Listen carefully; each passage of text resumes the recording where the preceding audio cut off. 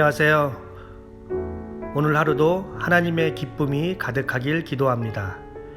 이 시간 함께 찬양 드릴 때 주님 때문에 행복한 하루가 되길 원합니다 라는 마음으로 찬양 드리겠습니다. 주 안에 있는 나에게 딴 근심이 있으랴. 십자가 밑에 나아가 내 짐을 풀었네. 그 두려움이 변하여 내 기도 되었고 전날의 한숨 변하여 내 노래 되었네. 주님을 찬송하면서 할렐루야 할렐루야. 내 앞길 멀고 험해도 나 주님만 따라가리. 주 안에 있는 나에게 난 근심이 있으랴. 십자가 밑에 나아가 내 짐을 풀었네. 그 두려움이 변하여 내 기도 되었고 전날의 한숨 변하여 내 노래 되었네. 주님을 찬송하면서 할렐루야 할렐루야. 내 앞길 멀고 험해도 나 주님만 따라가리. 내 주는 자비하셔서 늘 함께 계시고 내 굽힌 밤을 하시고 늘 채워주시네. 내 주와 맺은 언약을 영불변하시니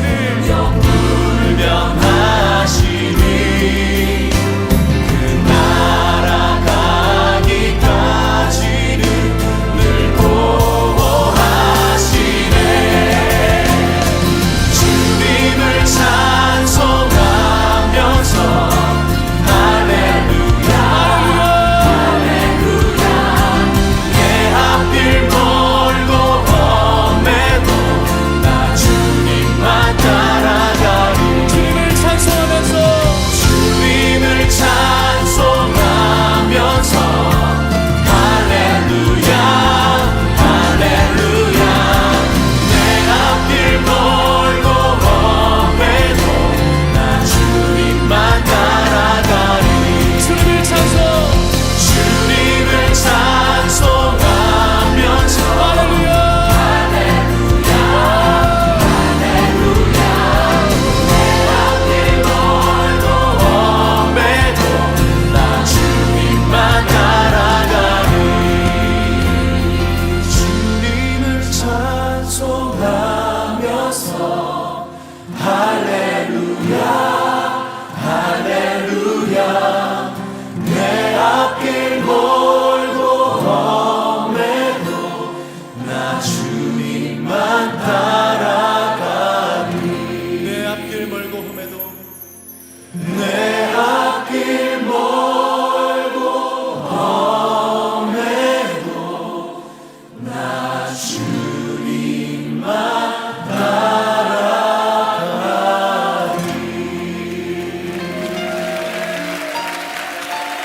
우리가 주님만 따르겠습니다. 신랑 되신 주님만을 따라가길 원합니다. 할렐루야.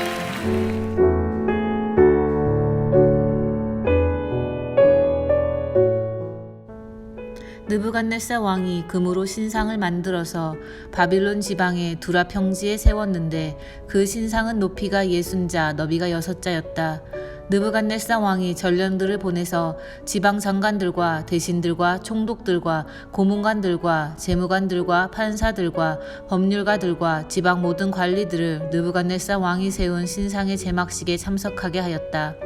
그래서 지방 장관들과 대신들과 총독들과 고문관들과 재무관들과 판사들과 법률가들과 지방 모든 관리들이 느부갓네살 왕이 세운 신상의 제막식에 모여서 느부갓네살 왕이 세운 그 신상 앞에 섰다. 그때의 전령이 큰 소리로 외쳤다. 민족과 언어가 다른 뭇 백성들은 들으시오. 뭇 백성에게 하달되는 명령이요. 나팔과 피리와 검은고와 사형금과 칠형금과 풍수 등 갖가지 악기 소리가 나면 느부갓네살 왕이 세운 금 신상 앞에 엎드려서 절을 하시오. 누구든지 엎드려서 절을 하지 않는 사람은 그 즉시 불타는 화덕 속에 던져 넣을 것이요. 그리하여 민족과 언어가 다른 뭇 백성들은 나팔과 피리와 검은고와 사형금과 칠형금과 풍수 등 갖가지 악기 소리가 울려 퍼지자 느부갓네살 왕이 세운 금 신상 앞에 엎드려서 절을 하였다. 그때에 이 일과 관련하여 어떤 점성가들이 나서서 유다 사람들을 고발하였다. 그들이 느부갓네살 왕에게 일러 바쳤다. 임금님 만수무강하시기를 바랍니다. 임금님이 명령을 내리시기를 나팔과 피리와 검은고와 사형금과 칠형금과 풍수 등 갖가지 악기 소리가 나면 누구나 금 신상 앞에 엎드려서 절을 하라고 하셨고 엎드려서 절을 하지 않는 사람은 누구나 불타는 화덕 속에 던져 넣을 것이라고 하셨습니다. 임금님께서는 유다 사람인 사드락과 메삭과 아벳느고를 임명하여 바빌론 지방의 행정을 관리하도록 하였습니다. 임금님, 그런데 그들은 임금님께 경의를 표하지 않으며 임금님의 신들을 섬기지도 않고 임금님이 세우신 그 신상들에게 절을 하지도 않습니다. 여러분들은 의리가 무엇이라고 생각을 하나요? 어떤 사람을 가리켜 저 사람은 의리가 좋네 라고 말할 때 무엇을 보고 그렇게 말하시나요? 예전에 한국에서 의리라는 말이 유행을 했었습니다. 배우 김보성이라는 분이 시작을 했는데요. 이분의 트레이드 마크가 의리였어요. 이분은 의리라는 것을 통하여 제2의 전성기를 맞이할 정도로 큰 인기를 누렸습니다. 수많은 광고들을 찍었고 그 찍은 광고들마다 매출은 올랐고 그래서 온 대한민국에 의리라는 것들이 알려지게 되었습니다. 아마 여러분들도 한 번쯤은 들어봤을 거예요. 선글라스를 끼고 의리라고 말하는 배우 김보성. 그리고 이것을 통해 우리 모두는 한 번쯤은 의리에 대하여 생각을 해보았을 것입니다. 위키백과 인터넷 사전에 보니까 의리는 사람으로서 마땅히 지켜야 할 도리라고 정의하고 있습니다. 그런데 저는 의리를 배신하지 않는다라고 말하고 싶습니다. 그래서 저에게 있어서 의리가 좋은 사람은 배신하지 않는 사람입니다. 저는 여러분과 이 아침에 의리라는 제목을 가지고 말씀을 나누고자 합니다. 첫 번째는 1절부터 7절까지 느부갓네살 왕의 의리이고요. 두 번째는 8절부터 12절까지 다니엘의 세 친구들 의리에 대하여 말씀을 나누겠습니다. 오늘 본문에는 두 종류의 사람들이 나옵니다. 느부갓네살 그리고 다니엘의 세 친구들입니다. 이들은 똑같이 하나님을 믿었고 그러나 시간이 지나자 느부갓네살 왕은 하나님을 배신했고 다니엘의 세 친구들은 의리를 지켰습니다. 본문 1절에 보니까 왕은 금신상을 만듭니다. 크기가 60자라고 되어 있는데 30m 높이의 신상을 만든 겁니다. 엄청난 신상이죠. 그러면 이 신상이 어떤 신상인가요? 2절, 3절, 5절에 반복해서 나오는 말이 있는데 느부갓네살 왕이 세운 신상이라는 말입니다. 느부갓네살 왕이 세운 신상, 이것은 왕이 섬기는 바벨론 신이라는 것입니다. 그런데 안타까운 것은 바로 얼마 전까지만 해도 그는 하나님을 믿었어요. 오늘 본문 말씀 이전에 느부갓네살 왕의 신앙이 표현되어 있는데요. 2장 46절입니다. 느부갓네살 왕이 엎드려서 다니엘에게 절하고 예물과 향품을 그에게 주도록 명령을 내렸다. 아무도 풀 수 없는 자신의 꿈을 다니엘이 풀었습니다. 그리고 느부갓네살 왕은 이 꿈을 계시하신 다니엘의 하나님께 절하고 예물과 향품을 드렸습니다. 절하고 예물과 향품을 드렸다는 것은 왕이 드릴 수 있는 최고의 예우였습니다. 이것뿐만이 아니었죠. 47절에 보니까 이렇게 고백합니다. 그대들의 하나님은 참으로 모든 신 가운데서 으뜸가는 신이시요. 그는 하나님께 자신이 할 수 있는 최고의 찬사를 드렸습니다. 하나님은 모든 신 가운데 으뜸가는 신이십니다. 그래서 느부갓네살 왕은 하나님을 고백했고 인정했고 믿게 되었습니다. 그런데 오늘 본문에 보니까 180도로 바뀌었어요. 하나님을 배신했고 하나님에 대한 의리를 저버렸어요. 자, 그러면 왕이 의리를 저버린 이유가 무엇이었을까요? 두 가지인데요. 첫 번째는 정치적 이유입니다. 고대 왕들은 자신의 제국을 통합하기 위하여 종교를 이용했습니다. 문화도 다르고 언어도 다르고 가치관도 다르고 라이프 스타일도 다른 이들을 하나로 묶는 데 있어서 종교만큼 좋은 것은 없었습니다. 그렇다면 느부갓네살 왕은 하나님이 아닌 바벨론 신을 왜 택했을까요? 아마도 하나님은 자신이 정복한 유대인들의 신이었고 바벨론 신은 유대인들을 정복한 신이었습니다. 다시 말해서 바벨론의 신이 하나님을 이겼다는 것입니다. 그렇기 때문에 왕은 하나님 대신에 바벨론 신을 나라의 신으로 제정하고 그것을 통하여 백성들을 통합하려고 한 것입니다. 그는 정치적인 이유로 하나님에 대한 의리를 저버린 사람입니다. 왕은 하나님을 믿었어요. 그런데 이대로 가다가 자신의 정치적 기반이 흔들릴까 봐 노선을 갈아타게 된 것입니다. 우리가 하나님께 의리를 저버릴 때가 언제인가요? 내가 손해본다고 생각할 때입니다. 하나님을 믿기 때문에 경제적으로 손해보고 시간적으로 손해보고 또는 여러 가지 이유로 손해를 본다고 생각할 때 그때 우리의 의리는 흔들리게 되고 변하게 됩니다. 느부갓네살 왕이 의리를 저버린 두 번째는 그의 믿음이 참 믿음이 아니었기 때문입니다. 성경에서 말하는 믿음은 크게 네 가지로 정의할 수가 있습니다. 첫 번째는 역사적인 믿음입니다. 이것은 어떠한 사실을 근거로 하는 객관적 믿음이에요. 예를 들어서 로마 제국은 역사이고요. 실제로 있었던 제국입니다. 그리고 이것은 모든 사람이 믿는 거예요. 어떤 사람은 믿지 않고 어떤 사람은 믿는 것이 아니라 객관적 사실이기 때문에 모든 사람이 믿는 거예요. 이것이 역사적인 믿음입니다. 그래서 이것은 우리의 지식을 통하여 지식을 가지고 믿을 수 있는 믿음이에요. 두 번째는 일시적인 믿음입니다. 이것은 처음에는 믿었지만 어려운 일이 생겨서 또는 다른 이유로 인하여 사라져버리는 믿음을 말합니다. 마태복음 13장에 나오는 씨 뿌림의 비유에서 돌밭 또는 가시떨기에 떨어진 씨와 같은 것이죠. 처음에는 기쁨으로 믿었지만 시간이 지나면서 변하게 되는 것입니다. 세 번째는 기적을 통한 믿음입니다. 기적을 통해서 믿게 된 거예요. 하나님을 믿는 것이 다른 것이 아니라 기적을 통해서 믿는 것입니다.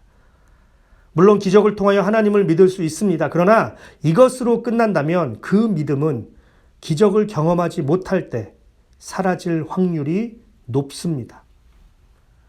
기적이 믿음의 조건 중에 하나가 될 수는 있지만 그것이 전부가 될 수는 없습니다. 마지막으로 네 번째는 참된 믿음입니다. 진짜 믿음이죠. 느부갓네살 왕은 하나님을 고백하고 인정하고 믿었는데 그의 믿음은 세 번째 기적을 통한 믿음이었습니다. 그가 하나님을 믿게 된 것은 다니엘이 풀었던 그 꿈의 해석 때문이었습니다. 예를 들어서 여러분이 그 꿈을 다른 사람에게 풀어보라고 한번 해보세요. 아무 말도 하지 않고 나 어제 꿈을 꿨는데 내가 무슨 꿈을 꿨는지 한번 맞춰봐. 그리고 그 꿈에 어떤 의미가 있는 것까지도 한번 맞춰봐 라고 했을 때 어느 누가 할 수 있을까요? 이것을 맞춘다면 기적이죠. 그래서 느부갓네살 왕은 자신의 꿈의 내용과 해석까지 맞춘 다니엘의 하나님을 처음에는 믿었어요. 하지만 기적을 경험하지 못하고 시간이 지나면서 그의 믿음은 사라져버리게 되었습니다. 우리가 하나님께 의리를 저버릴 때가 언제인가요? 기적을 보지 못할 때입니다. 또는 나에게 어려운 일이 닥쳤을 때, 이것이 꼭 해결되어야 하는데 응답되지 못할 때 우리는 하나님에 대한 의심을 하기 시작합니다. 그리고 심한 경우 하나님을 떠나기도 합니다. 그런데 우리가 기억해야 하는 것은 우리가 믿는 하나님은 기적과 상관없이, 나의 기도 응답과 상관없이 좋으신 하나님이라는 것입니다. 이것을 믿는 것이 참된 믿음이고 하나님께 의리를 지키는 것입니다. 오늘 본문에는 이렇게 하나님께 의리를 지키는 사람들이 나옵니다. 8절부터 12절입니다. 느부갓네살 왕은 자신이 세운 신상에게 모든 사람들이 절을 해야 한다고 명령을 합니다. 그리고 모든 사람들은 절을 했습니다. 그런데 신상에게 절하지 않는 사람들이 있었습니다. 8절에 보니까 이들을 유다 사람들이라고 말합니다. 그리고 12절에서는 구체적으로 이들의 이름이 나오는데 다니엘의 세 친구인 사드락과 메삭과 아벳느고였습니다. 11절에 보면 절하지 않을 경우 극렬히 타는 풀무 가운데 던져지게 되는데 이것을 알면서도 이들은 절하지 않았습니다. 자신이 손해보는 것을 알면서 의리를 지키는 사람들이었습니다. 기적을 경험해야만 믿는 믿음이 아니라 참된 믿음을 소유한 사람들이었습니다. 이들은 어려움 가운데 하나님을 배신하지 아니었고 자신들이 죽을 것을 알면서도 오히려 끝까지 하나님을 섬기며 그분에 대한 의리를 지켰습니다. 오늘 하루 우리도 다니엘의 세 친구들처럼 끝까지 의리를 지키는 하루가 되길 바랍니다. 하나님 때문에 내가 조금 손해보더라도 하나님을 배신하지 않기를 바랍니다. 나의 간절한 기도의 응답이 없더라도 하나님에 대한 의리를 저버리지 않기를 바랍니다. 왜냐하면 하나님은 언제나 좋으신 하나님이시기 때문입니다. 배우 김보성처럼 하나님께 대하여 의리라고 외치는 저와 우리 모두가 되기를 바랍니다. 말씀을 정리합니다. 폴리캅이라는 초대 교부가 있습니다. 사도 요한의 제자인데요. 하나님께 대하여 끝까지 의리를 지킨 신앙의 사람입니다. 당시 로마는 극심한 핍박 속에 있었습니다. 그리고 폴리캅 또한 예수님을 믿는다는 이유로 군인들에게 잡혔고 공개적으로 처형을 당하게 되었습니다.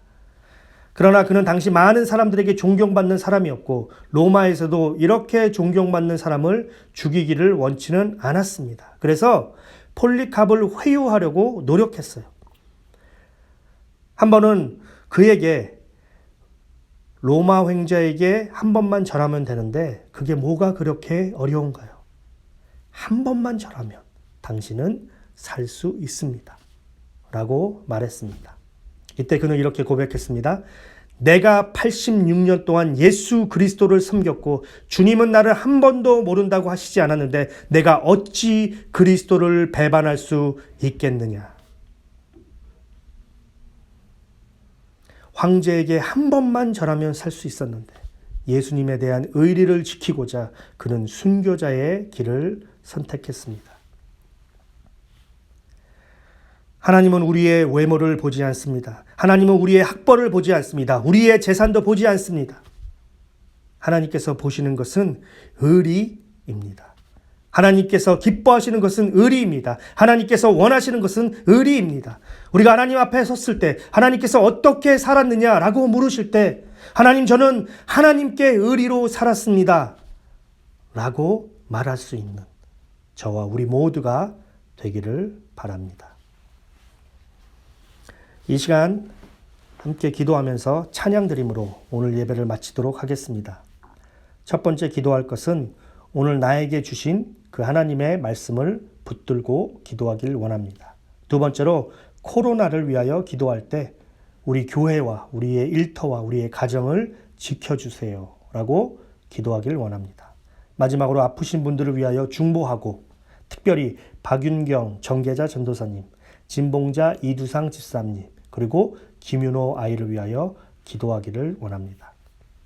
오늘 하루도 주 안에서 의리로 살아가시길 바랍니다.